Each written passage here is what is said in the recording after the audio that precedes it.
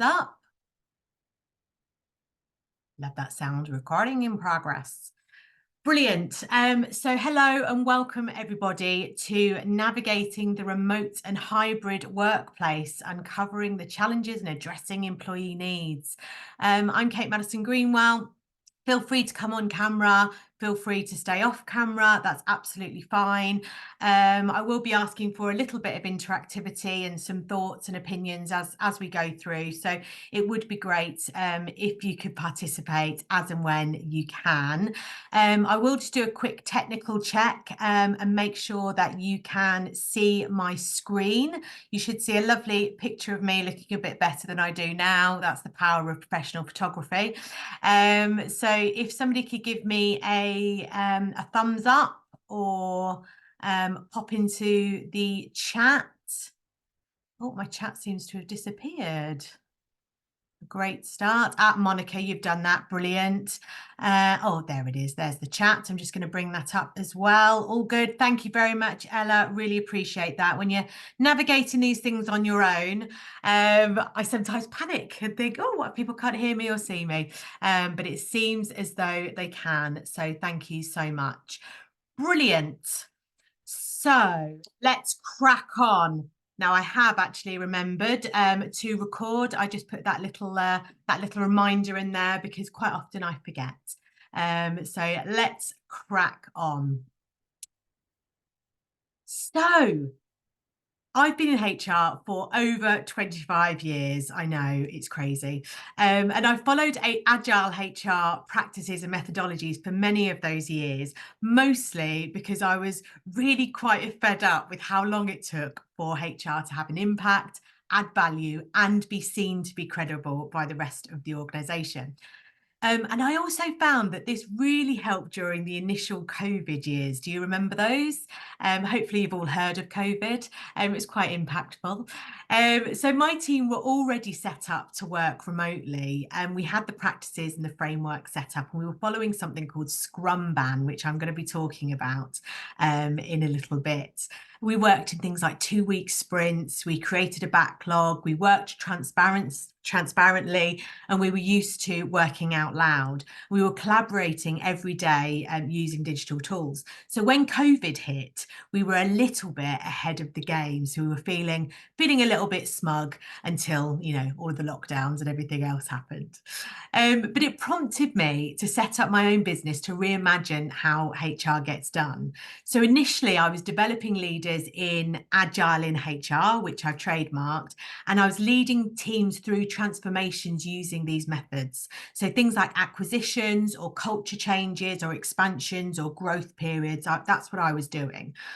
And having worked with quite a lot of clients, they were big clients and small clients as well, I could see that they were all facing the same problems, regardless of the size or the industry.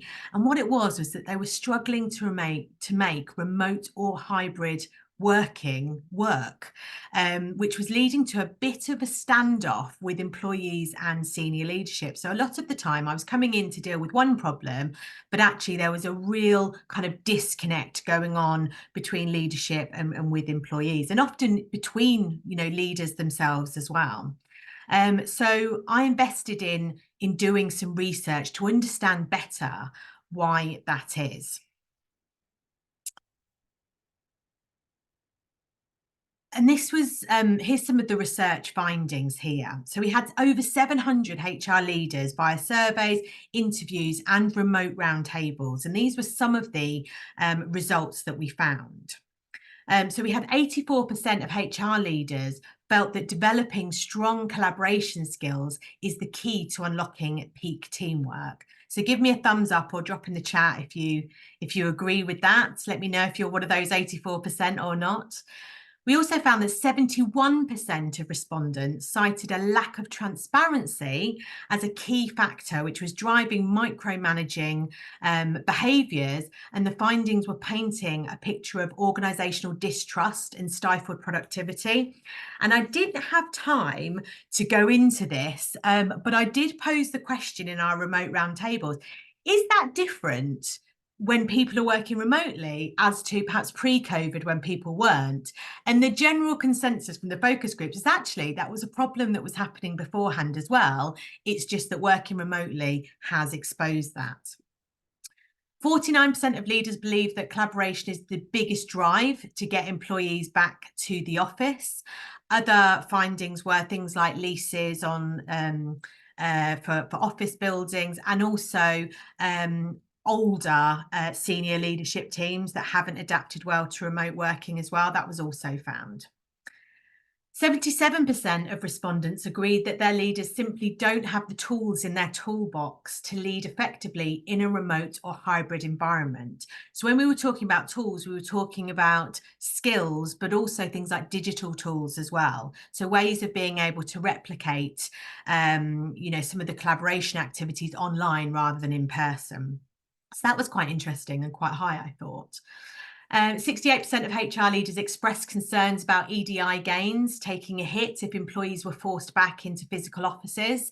So there are some obvious ones, like, for example, physical disabilities and what have you. So being able to work remotely opened up opportunities for people with physical disabilities, but also women that have childcare responsibilities were also able to go back to work.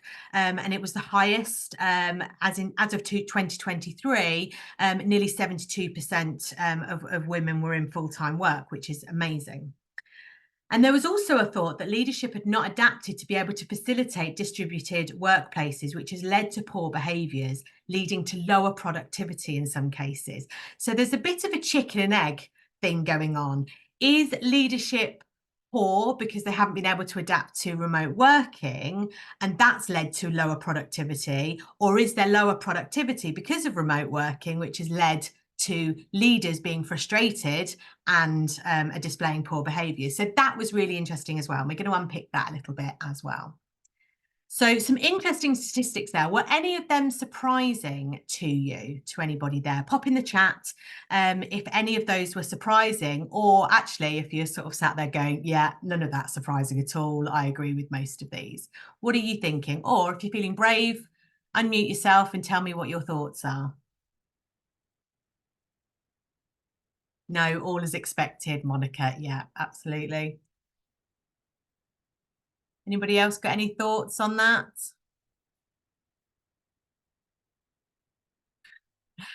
Okay, no worries. You don't all have to be brave. It's fine. I'm going to keep checking in though and asking questions. So do feel free to put any thoughts or comments in the chats.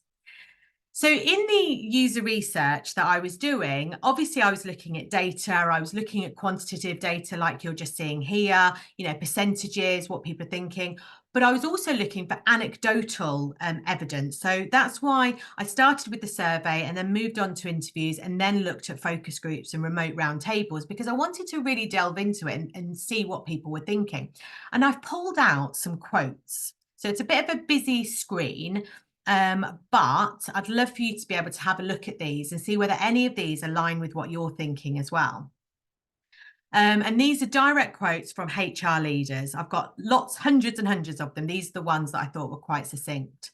So we've got, there's no trust, only control. They don't know how to manage poor productivity or how to motivate a fractured team when the usual things don't work. So this particular HR leader was talking about when people were back in the office, leaders were able to say, right, everybody into the same room and let's talk about this problem.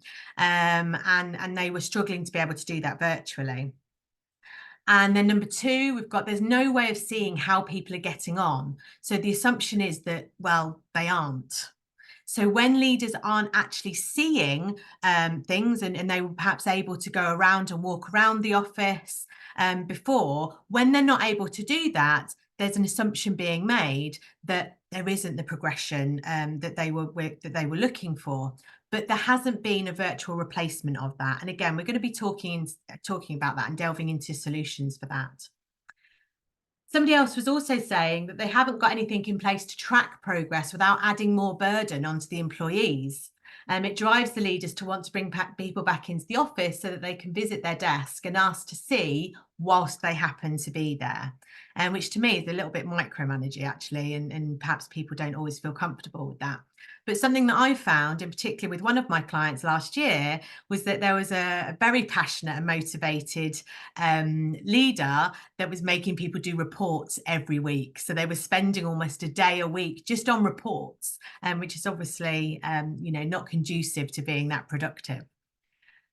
We also have one progress is measured by meetings, reports, and constant reporting, which takes up a lot of time. It drives micromanagement behaviours, which frustrates the staff.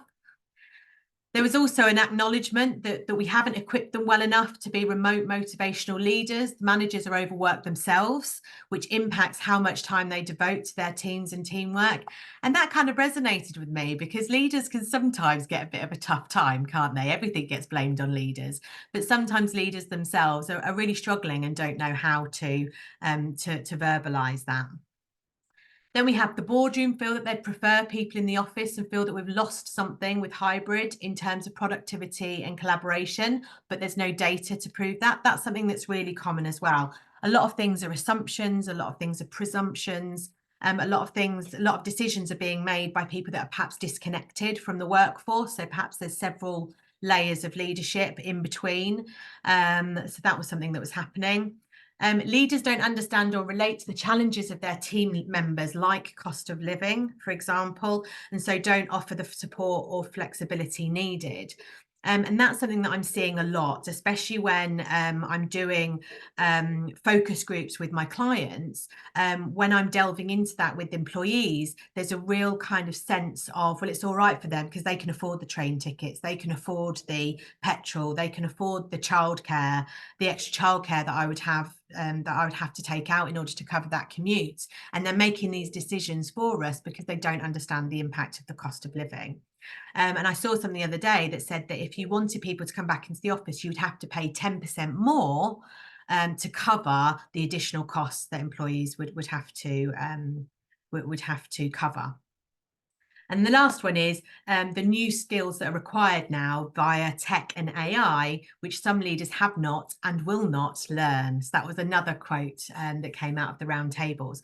So tell me, by using the numbers in the chat, if any of those resonate with you, or it's something that you're hearing from your teams or from your leaders within your organization or from your employees. Which one of those are you sort of like going, yeah, I'm hearing that as well, actually.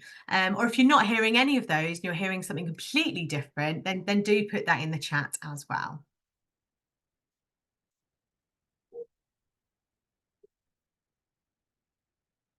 Sometimes there's a bit of a lag in the chat. I can see people are typing, nodding along to all of these, but 6 resonates. Yeah, with the boardroom.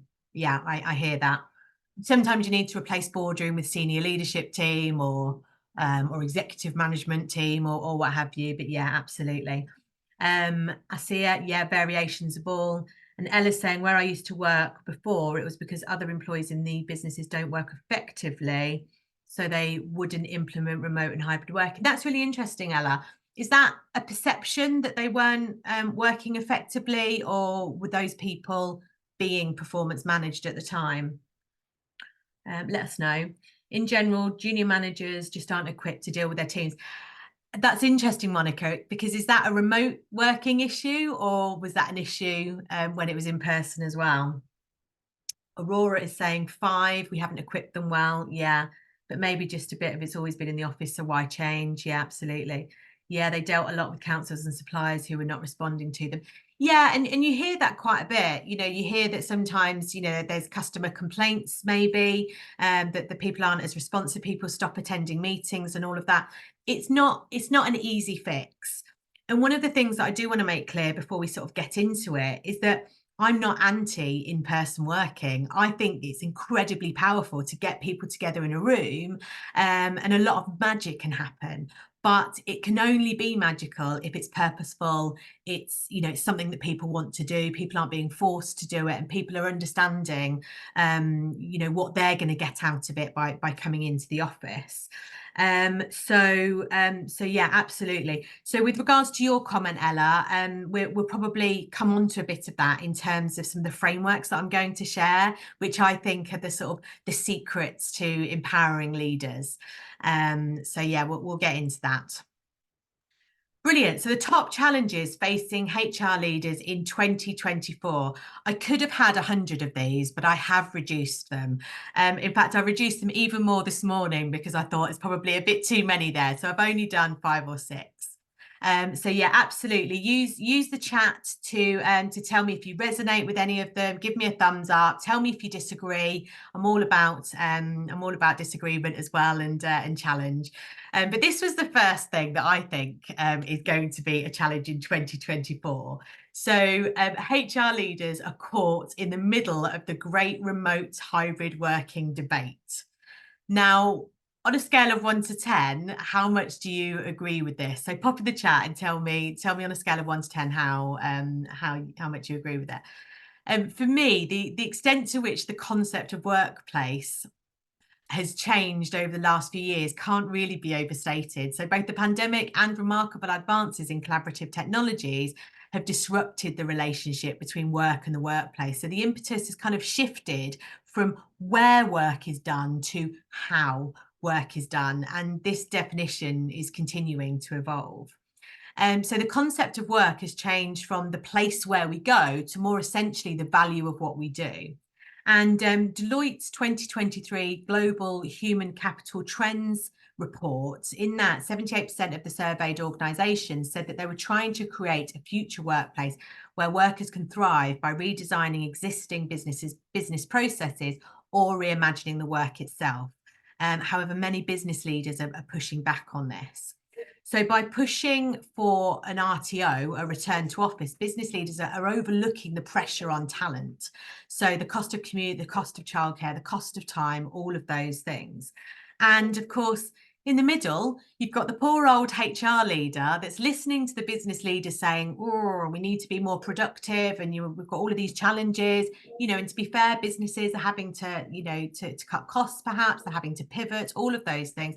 And then you've got the employees saying, it's not going to work for me, I'm going to go elsewhere if I'm going to be forced to return to the office. So we have HR leaders in the middle, bang in the middle, trying to find that solution. That's what we're trying to do today, trying to introduce some different ways of working that could help with remote and hybrid.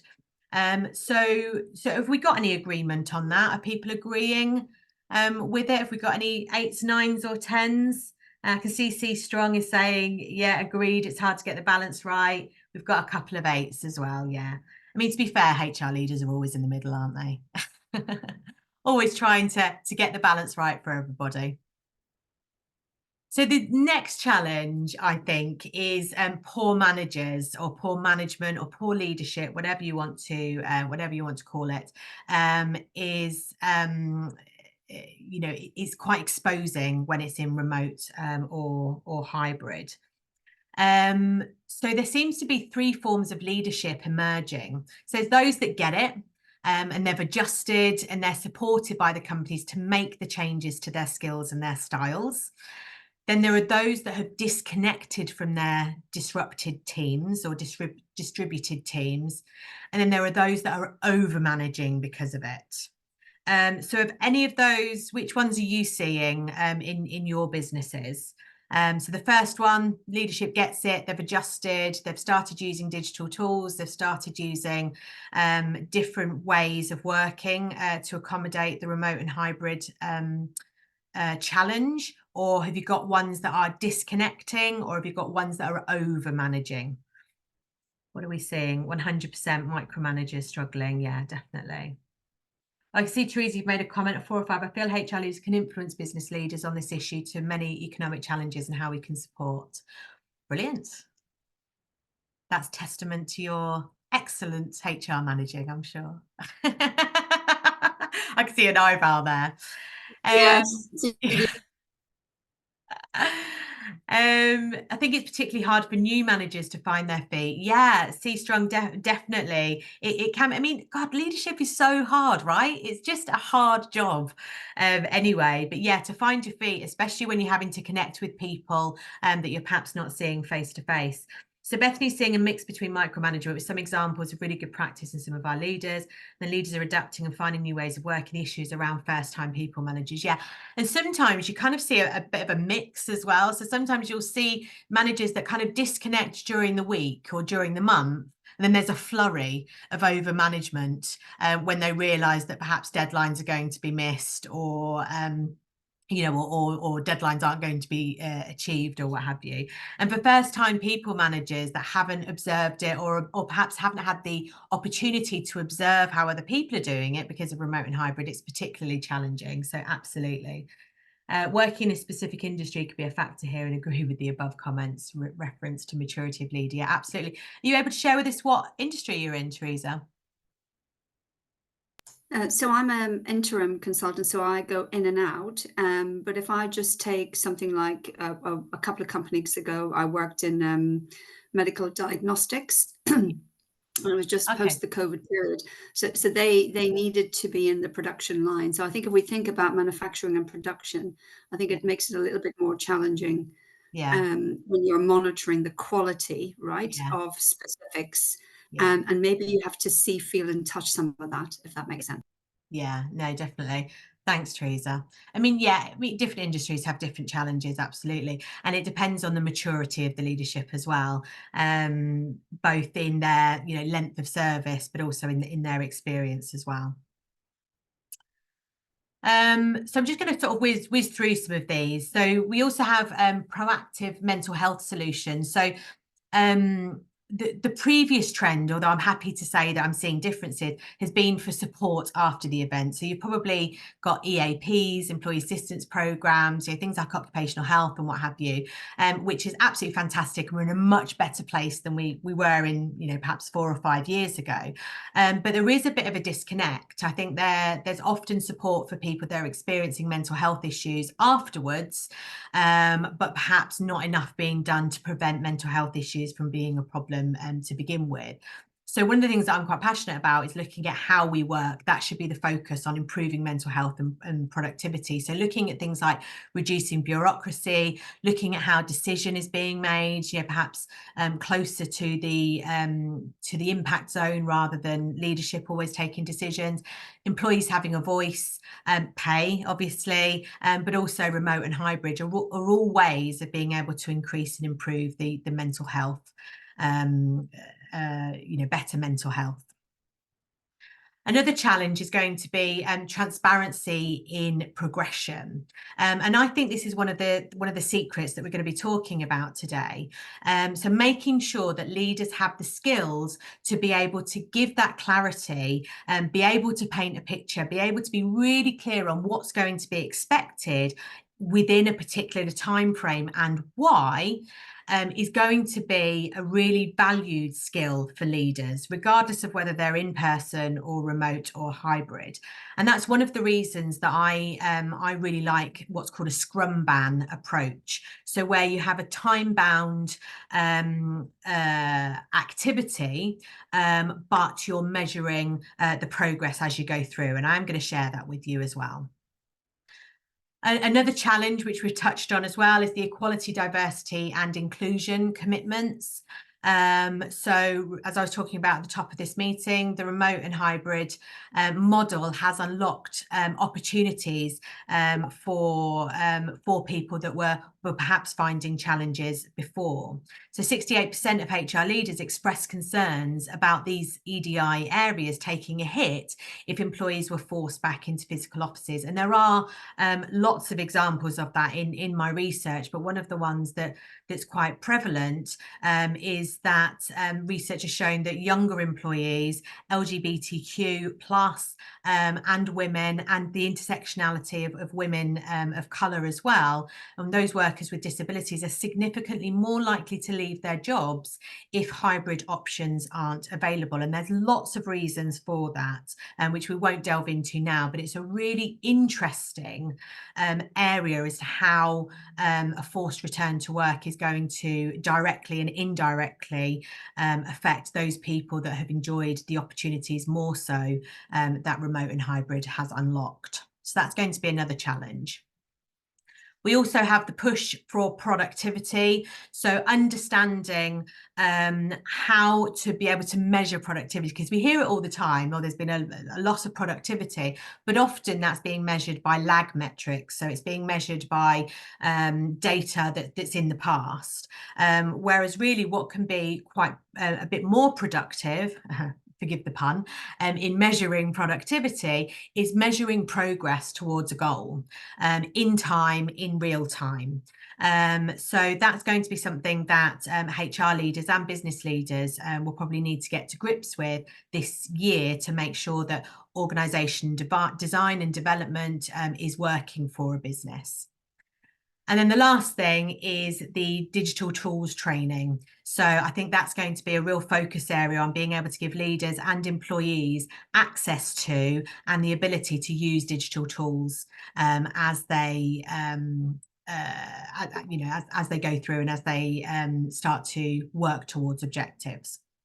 So what do today's employees need? Now we're getting to the nub of it.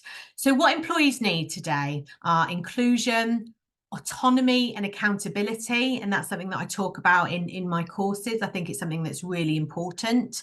Diversity of thought. People need to be working with people that think differently and are feeling safe to be able to challenge as well. And to do that, we need people that are thinking differently to us. And also self-organisation, which is something that I was talking about yesterday with Perry Timms on an audio event. We were talking about the power of self-organisation and how that is really important in remote and hybrid teams, and also in making sure that people are able to work autonomously but are taking accountability. Now, I am going to send these slides out to those people that have participated today, so don't worry too much about looking at this. It's a little bit of a busy slide, but I wanted to be able to, in my own little way, to show the power of frameworks when it comes to things like remote and hybrid working.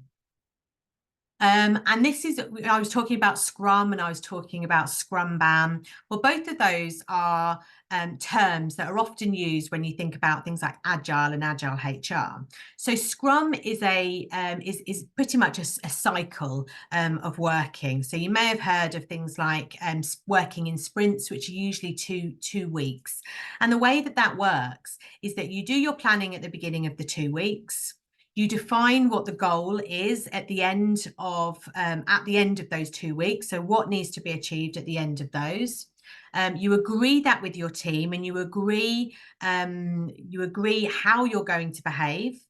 Then you do the work, you have daily check-ins, and you empower the team to be vocal and feel safe enough to be able to let you know as a leader whether there's anything that they're not going to be able to achieve in a timely way. So you're kind of flipping leadership on its head. So rather than being out front saying, follow me and do what I do, instead you're saying, I'm going to let you do it the way that you want to do it, and because you're the expert. But in return, I'm expecting you to take accountability of letting me know if there's anything that's going to stop you from being successful. And that's done by doing daily stand-ups every day, no more than 10 minutes, but also in putting time aside at the end of every sprint to be reflective. And that's being reflective in terms of what's being achieved, but also what behaviours were helping with the mission or perhaps detracting from the mission. And then you start your next 2-week sprint with a little bit more knowledge and a little bit, a little bit more experience in how to make things work better. So that's one framework that I've used with a lot of my clients and a lot of leadership teams and their own teams to really give lots of opportunities for touch points, lots of opportunities for reflection without being too overpowering in terms of micromanaging. So you're not having to get people to take reports, you're able to measure progress. Everybody has a clear understanding as to what they're going to achieve, and there is a team sense about it. You're letting the team down if you're not doing what you have committed to do. So you're kind of breaking down silos. And this works really well with cross-functional teams as well. We're going to talk about the Kanban side of it. So that's the kind of Scrum side of it, where you are working in sprints and you don't have to worry about things like, agile mindsets and things like that. You can dial it up or dial it down as much as you need. You can make it as complex or as light touch as you like. So that's one of the frameworks that I use. So it's really about planning, doing, reflecting, and improving. And it's always on a short time frame to give opportunities for focus, productivity, identifying challenges before they become a catastrophe, and just building, and building as a team. And what it comes down to make that work is empowering leadership. And there are lots of different ways of being able to interpret that. And I wanted to go through a few of these with you. So the first thing that can't be overestimated is that, ultimately what it boils down to is results. It boils down to, are we doing what's needed to be done for the business to be successful? And it used to be that results were measured in things like hours, an effort that people were putting in, proximity, who was there, who's coming in, who's there after hours, and also things like the highest paid person's opinion. That would often be used when it came to delivering results. Whether something was a result or not depended on whether the CEO said that it was. And instead, with empowering leadership, we should be looking at things like, do people feel comfortable to raise challenges? Are they identifying stuck points in a time where something could be done to resolve it? Are we measuring progress rather than effort? We've all worked with people that are very, very busy, but they're not doing very much. Instead, we should be looking at progress towards goals. And is what we're doing aligning to those goals, aligning to those objectives?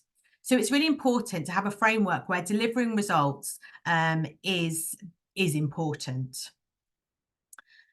Then we have forward-thinking reflection.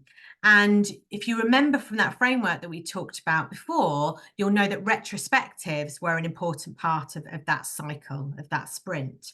So having forward-thinking reflection is also very important. Now, I've just put a really, really simple one on there. You can make these really interactive and you can make them really challenging. But one of the best ways of reflecting, especially at the beginning, is to have that start, stop, and continue. So at the end of every 2 weeks, what should we stop doing? What is not having an impact, or what is taking us away from our goals? What should we start doing? What have we seen others doing that we think is really great and we could really use? And what should we continue doing? So that's a really good way of reflecting, but taking what you've learned into the next cycle or the next sprint. The next thing is about building trust. So there's lots of ways that you can do this, but I've put something on here for you called the team canvas. So a good way of building trust is to understand more about the team that we're working in. And this is something I do at the start of every new team that I'm leading or every new business that I'm working with. And it's about understanding, we can look at job titles, but, what is it that people do? What are they responsible for? How are they contributing to business success? What are their personal goals? What are their department goals? What are their personal goals? What are their values? What is it that they value themselves? What are their needs and expectations? What are their strengths and assets? But also, let's be a little bit vulnerable and let's find out a little bit more about our weaknesses or development areas. What do people want to get out of working with other people? as a team, and this is great with cross-functional teams, you'll always have somebody that's saying, oh, I'd like to learn a bit more about Excel, and other people said, look, I'd love to be able to feel a bit more comfortable with risk. That was something that I had last week with a new client, which was absolutely amazing. And knowing that as a leader can really help with having difficult conversations, or can help with any kind of conflict that can happen. Understanding what people's goals are can really help. So when you see these slides, you'll be able to see some examples on there. Another thing that I do is whenever there's a new project, is I do an activity around objectives and commitments and resources and risks. And you'll see that there's a word there, joint. So it's putting the power across everybody rather than just the leader. So we're looking at, what do we want to do, or what do we need to achieve? How are we going to do this, and who's going to do what? That's really important. Sometimes it sounds really simple, but sometimes with teams, and that doesn't always happen. What resources do we need? What have you got? What have I got? What haven't we both got? And also, what are the risks? What might stop us from succeeding? What do we need from our leaders in order to make this successful? So doing exercises like this can really help with building trust as well. Then we have empowering autonomy. And the way that I do this is through Kanban. So I was talking about Scrum and Scrumban. Well, Scrumban is a mix of Scrum and Kanban. And you've probably seen Kanban with something like Trello or Microsoft Planner. They are really, really great tools. And if you haven't heard of those, I'm happy to meet with people individually to talk about them. But in essence, what it's about is everybody having visibility of what needs to happen. So we call this a backlog. So we say, right, in order to achieve our objectives, these are all the tasks, or these are all the achievements that we need to happen in order to hit that objective. And that's a backlog. And sometimes you can have different backlogs. You can have a big backlog with epics, or you can have a short backlog, which is just what we're going to get done in the next 2 weeks. But what you can do is you can encourage autonomy by encouraging team members to pull tasks to themselves rather than having tasks being pushed on them, in return for them to take accountability for letting you know what they're working on. So what's in progress, what's been achieved, and it removes the need for these kind of really excessive reports or really excessive conversations or excessive meetings to have an update on what's happening. People know what needs to be done. They're able to pull the tasks to them. They take accountability for them, and they let you know if there are any issues. And this works really well in combination with things like daily stand-ups, where people can put their hand up and say, I've overcommitted, or actually it transpires that I don't have the skills that I thought I would have. And it's much better to know that early on than it is to know it after the event. So that's why you want to empower people to be autonomous, but also link it with accountability.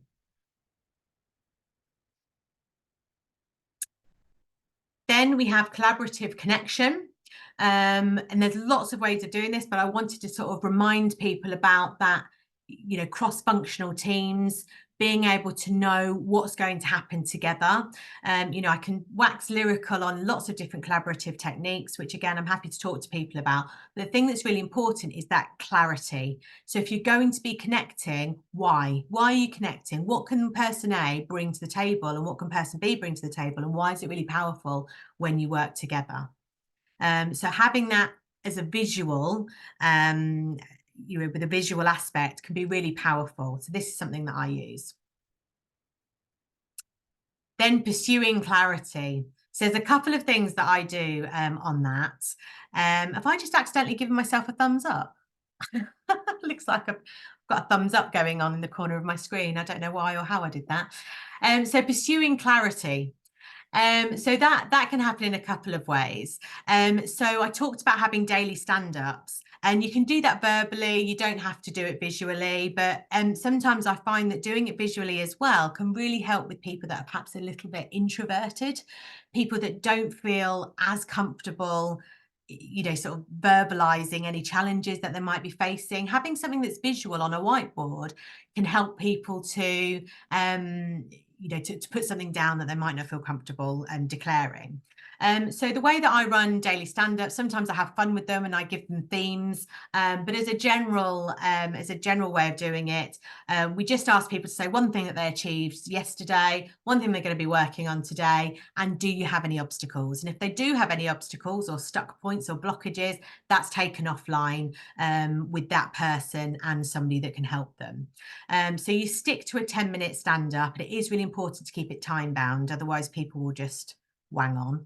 And that really helps with clarity, and that really helps with the leaders to be able to know who needs their attention, who needs their support, who needs some help, rather than speaking to everybody all day. You're actually just focusing on the people that need you. The other way, and you've probably heard this, is through things like OKRs.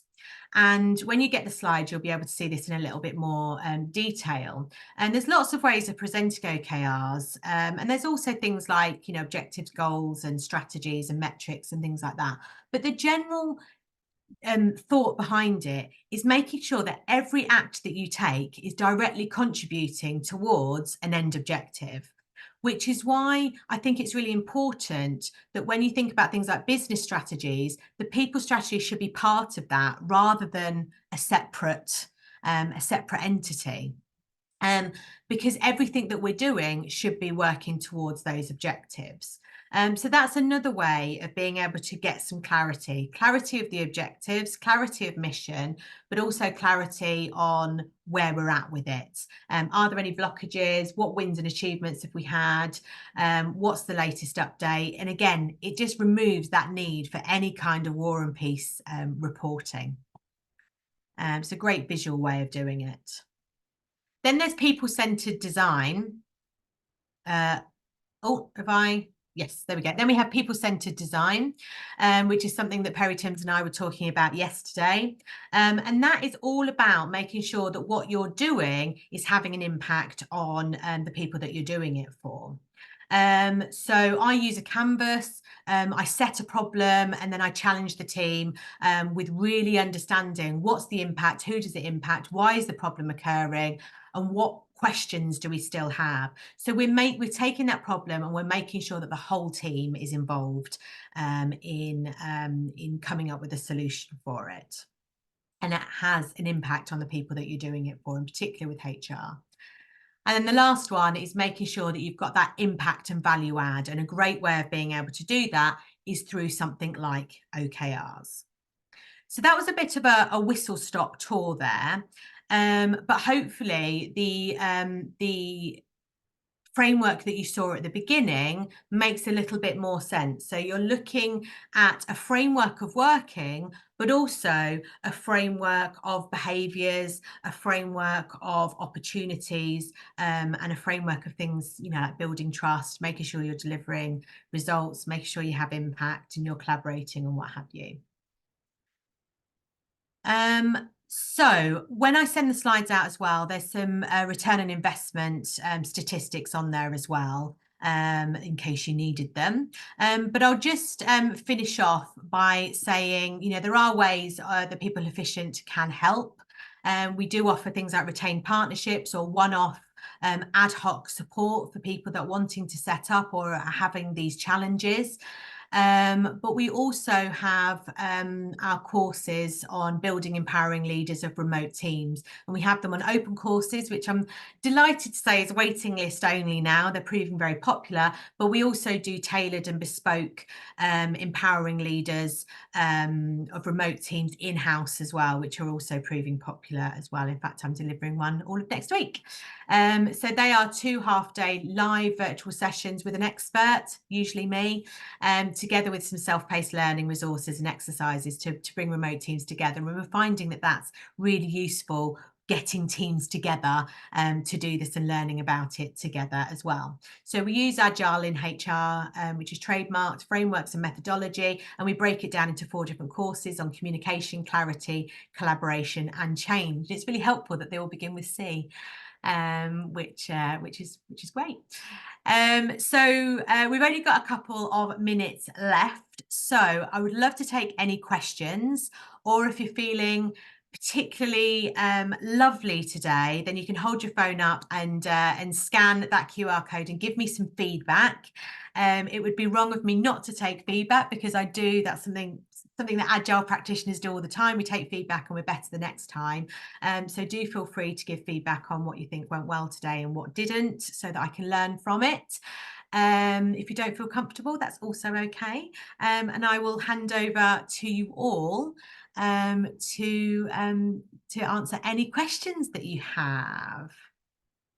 I'll just stop sharing so that I can see people. There we go. Hello, everybody.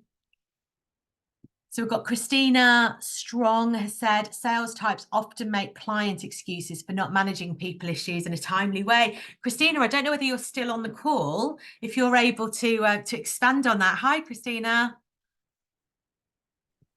Yeah, no, I think it whenever you have any sort of annual reviews or anything like that, it's always like client type people who are always interested. They're the last people to do things. They're always doing it at the last minute, because everything with a client always takes priority, and they always forget about their people. So there's sort of just usual suspects in terms of like people activities that they just leave it to the last minute because they've got different priorities, or going for their bonus rather than the people that are helping them. Yeah, I mean, there's a piece around that in terms of reward and recognition, and making sure that the right reward and recognition is set up for the team, so that it's rewarding the right behaviors. No, exactly. I don't work in that environment anymore. I work for Samaritans, so something completely different.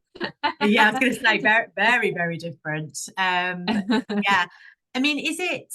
I mean, I've obviously shown a framework, and I really want to make it really clear, as I did at the beginning, that I'm not saying don't go into work. I think there is something really powerful about being with people, but I also think that one of the reasons that any kind of team doesn't work is often because leaders don't have the skills to be able to encourage things like collaboration, or to check in and make sure that things are happening without demonstrating micromanagement tendencies.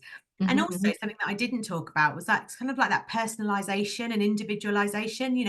Somebody somebody sat to my left might not need the kind of support that I might need. One of the things that I found really frustrating when I was an employee was that I would have weekly one-to-ones with my manager, and I was an experienced person of 20 odd years of experience. I didn't need a weekly one-to-one. I didn't need that kind of support.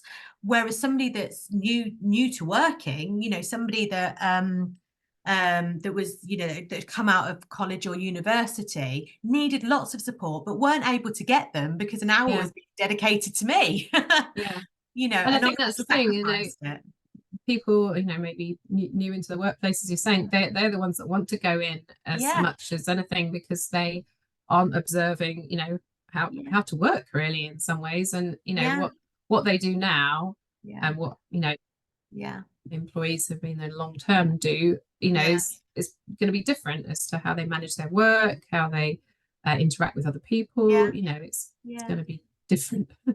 And that is important with things like onboarding as well. It's great to have a kind of blended approach to things like onboarding, where people can get together with other people.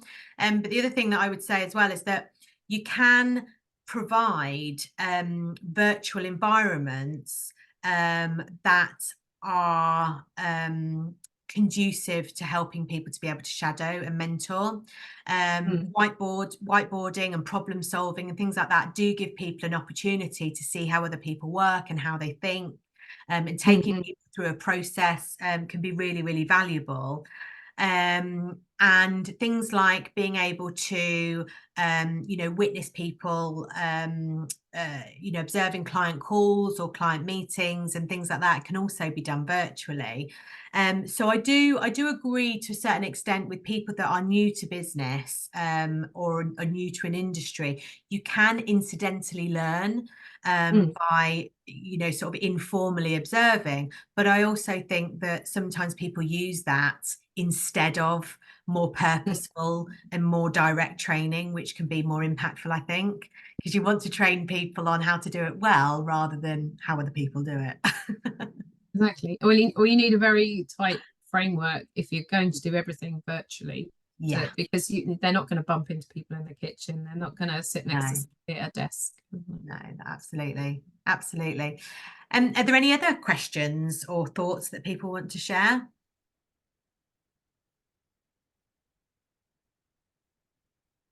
No? You're a very compliant bunch. Well, thank you so much for coming. I know that we've got a couple of minutes over time.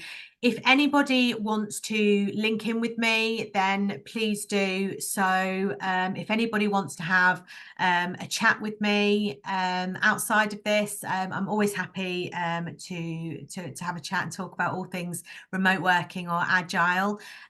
So do please connect and get in touch. And if you've got any feedback, please don't be shy. Thank you, Kate. Thank you so much. I'll see you all again soon. Thank you. Bye. Bye. Everyone.